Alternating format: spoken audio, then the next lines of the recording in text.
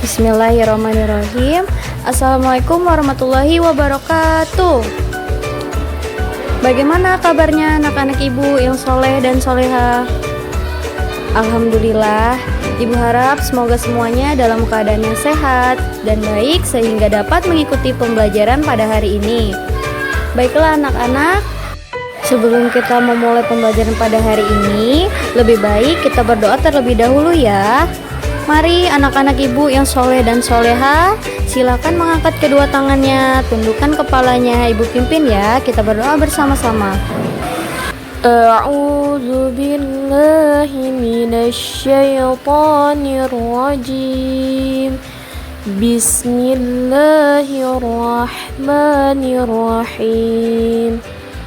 Raditu billahi rabba wa bil islami dina wa bi muhammadin nabiyya wa rasula. Rabbi zidni ilman warzuqni fahman. Allahumma inni as'aluka rizqan thayyiban wa ilman nafi'an wa amalan mutaqabbala. Amin amin ya rabbal alamin. Alhamdulillah anak-anak ibu yang soleh dan soleha, tadi kita sudah berdoa bersama-sama sebelum memulai pembelajaran. Sekarang anak-anak dapat membuka buku Pendidikan Agama Islam dan Budi Pekerti. Silakan anak-anak dibuka bukunya pada pelajaran 5 halaman 58. Kita akan membahas sholat kewajibanku. Sholat merupakan tiang agama. Barang siapa menegakkan sholat berarti telah menegakkan agama. Barang siapa meninggalkan sholat berarti meruntuhkan agama. Sholat itu suatu kewajiban yang telah ditentukan waktunya bagi orang-orang yang beriman. Baik anak-anak ibu yang soleh dan soleha, pada kesempatan kali ini ibu akan mengajak anak-anak sekalian untuk membahas 2 poin utama. Yang pertama, inti ibadah sholat, dan yang kedua adalah hikmah sholat. Baik anak-anak ibu yang soleh dan soleha, mari saksikan video berikutnya ya. A. Inti ibadah sholat. Sholat artinya doa. Sholat diartikan pula sebagai rangkaian ucapan dan gerakan tertentu yang diawali dengan takbiratul ihram dan diakhiri dengan salam. Nah, jadi anak-anak, sholat tadi itu artinya doa. Nah, ketika kita sholat, melaksanakan sholat 5 waktu, artinya kita sedang berdoa kepada Allah Subhanahu wa Ta'ala. Seperti itu ya anak-anak ibu, di mana sholat dilaksanakan untuk membuktikan pengabdian diri kita kepada Allah Subhanahu wa Ta'ala. Melaksanakan sholat berarti menyembah Allah Subhanahu wa Ta'ala, berdoa, memohon ampunan, dan bersyukur kepada Allah Subhanahu wa Ta'ala. Sholat merupakan ibadah yang diperhitungkan pertama kali setelah hari kiamat tiba. Sholat akan mencegah perbuatan keji dan mungkar. Nah, jadi ketika kita rajin sholat 5 waktu, nah perbuatan-perbuatan yang tidak baik atau tercelah, nah itu kita bisa terhindar dari perbuatan-perbuatan buruk. Jadi yang ada di dalam diri kita itu adalah perbuatan-perbuatan terpuji. Seperti itu ya anak-anak ibu. Jadi nanti ketika hari kiamat tiba, amalan yang pertama kali diperhitungkan yaitu sholat kita. Nah, jadi anak-anak ibu harus rajin sholat 5 waktu ya, tidak boleh malas. Nah, apakah anak-anak ibu sudah terbiasa melaksanakan sholat 5 waktu? Di manakah kalian melaksanakan sholat 5 waktu? Nah, coba siapa di sini yang rajin sholat? Kemudian biasanya anak-anak ibu melaksanakan sholat di mana, nak? Jadi tempat untuk sholat itu bisa di rumah, di masjid bagi laki-laki. Baik anak-anak ibu yang soleh dan soleha, berikut ini ada bunyi Quran surah Al-Ankabut ayat 45 tentang sholat yang akan mencegah kita dari perbuatan keji dan mungkar. Perhatikan ya anak-anak, berikut ini adalah bunyi ayatnya. Bismillahirrahmanirrahim. Qutlu ma uhiya ilaika minal kitabi wa aqimis salah. Innas salata tanha 'anil fahsya'i wal munkar wa la zikrullahi akbar. Wallahu ya'lamu ma tasna'un. Yang artinya, bacalah kitab Al-Quran yang telah diwahyukan kepadamu Muhammad dan laksanakanlah sholat. Sesungguhnya sholat itu mencegah kita dari perbuatan keji dan mungkar. Dan ketahuilah, mengingat Allah atau sholat itu lebih besar keutamaannya dari ibadah yang lain. Allah mengetahui apa yang kamu kerjakan. Quran Surah Al-Ankabut ayat 45. Yang berarti, seperti yang ibu barusan katakan, bahwa sholat itu mencegah kita dari perbuatan yang keji dan mungkar. Dan ibadah sholat itu lebih besar keutamaannya daripada ibadah-ibadah lainnya. Dan begitupun hadis yang diriwayatkan oleh Ahmad, Muslim, dan Tirmizi berikut ini. As-salawatul khamsu mukaffiratun ma bainahunna iza jtanabal kabair. Yang artinya, sholat fardu menghapus dosa-dosa kecil yang dikerjakan di antara waktu-waktu itu, selama tidak ada dosa-dosa besar yang dikerjakannya.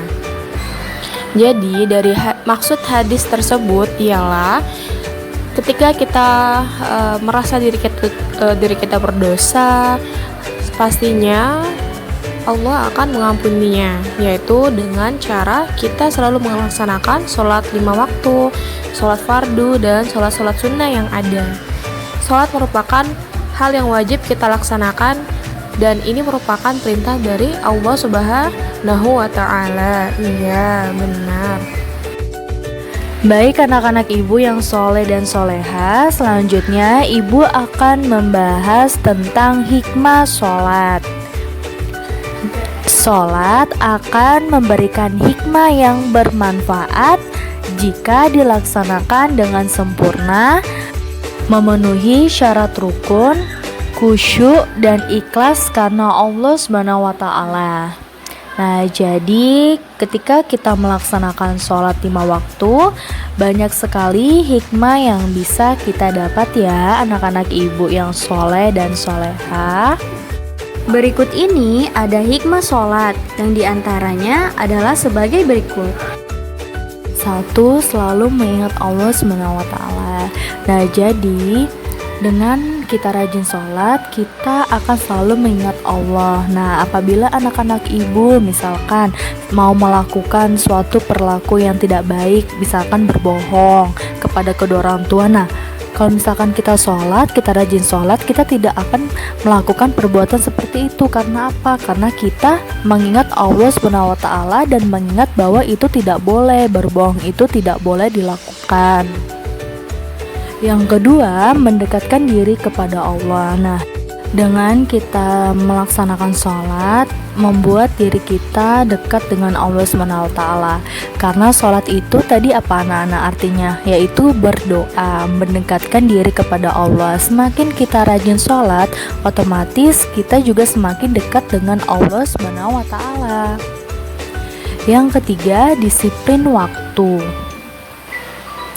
Artinya, ketika kita melaksanakan sholat 5 waktu, nah itu kan pasti kita disiplin mengenai waktu, kita tepat waktu melaksanakan sholat. Nah, dengan seperti itu, ketika kita melakukan kegiatan lain pun, kita juga akan bisa tepat waktu juga. Nah, jadi itu hikmah sholat mengenai disiplin waktu ya anak-anak ibu. Yang keempat yaitu hidup bersih. Nah, jadi seperti ini anak-anak. Sebelum kita melaksanakan sholat, kita pasti melakukan wudhu terlebih dahulu. Nah, wudhu itu kan salah satu cara kita untuk bersuci kan nak. Nah, jadi dengan sholat 5 waktu, dengan rajinnya kita sholat, otomatis kita juga pasti berdampak kepada diri kita untuk hidup bersih dan sehat. Selanjutnya, hidup tertib dan teratur. Nah, hikmah sholat yang ini mengenai hidup tertib dan teratur, di mana sholat itu kan teratur, nah ada waktunya. Nah, otomatis kita juga terbiasa untuk melaksanakan sholat secara tertib dan teratur sesuai dengan waktu sholat. Selanjutnya, hikmah dari sholat 5 waktu yaitu bersikap rendah hati, hidup damai dan menyebarkan keselamatan. Nah, hati kita akan menjadi tenang dan tentram. Nah, ketika kita melaksanakan sholat, nah itu akan membuat hati kita menjadi tenang, nyaman, karena kita mendekatkan diri kepada Allah SWT. Selanjutnya, membina kebersamaan, persatuan, dan persaudaraan, serta memelihara diri kita dari perbuatan dosa. Nah, maksudnya seperti ini ya anak-anak ibu yang soleh dan soleha. Ketika kita melaksanakan sholat dan menerapkan sholat 5 waktu itu sebagai kewajiban kita, maka kita akan memelihara diri kita atau menghindarkan diri kita dari perbuatan-perbuatan dosa, sehingga kita tidak melakukan perbuatan yang tidak baik dan selalu mengingat Allah SWT.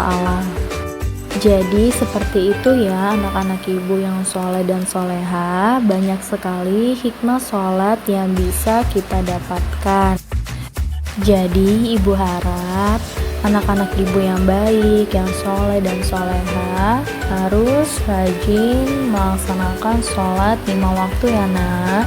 Nah, karena kita sebagai umat muslim harus mewajibkan dan menerapkan sholat 5 waktu dalam kehidupan sehari-hari kita. Nah, jadi kan anak-anak ibu tadi sudah lihat hikmahnya itu sangat banyak dan sangat berdampak positif terhadap diri kita sendiri. Nah, seperti itu ya anak-anak ibu. Berikutnya, nah ini ibu akan berikan tugas dari materi pada hari ini yang sudah kita bahas bersama. Nah, jadi jawabannya anak-anak ibu bisa melihat video pembelajaran yang ibu kirim atau bisa lihat di buku ya nak. Anak-anak ibu bisa mengerjakan tugas ini di buku tulis agama Islamnya ya anak-anak ibu. Selamat mengerjakan. Sebelum mengakhiri pembelajaran pada hari ini, anak-anak ibu kita harus apa? Ya, benar sekali. Kita berdoa lagi ya. Kita berdoa bersama-sama sebelum mengakhiri pembelajaran pada hari ini, supaya ilmu yang diperoleh pada hari ini dapat keberkahan dan juga dapat diterapkan dalam kehidupan anak-anak ibu sehari-hari. Baiklah anak-anak, silahkan diangkat kedua tangannya, tundukkan kepalanya, ibu pimpin doanya ya. Bismillahirrahmanirrahim. Subhanakallahumma wa bihamdika asyhadu an la ilaha illa anta astaghfiruka wa atubu ilaik.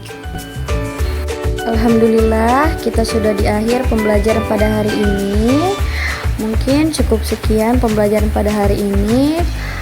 Ibu minta maaf jika dalam pembelajaran kali ini ada salah, dan terima kasih anak-anak yang sudah menonton video pembelajaran dari Ibu. Semoga pembelajaran tadi dapat diterapkan dalam kehidupan anak-anak Ibu sehari-hari. Ibu tutup ya pembelajarannya pada hari ini. Wassalamualaikum warahmatullahi wabarakatuh.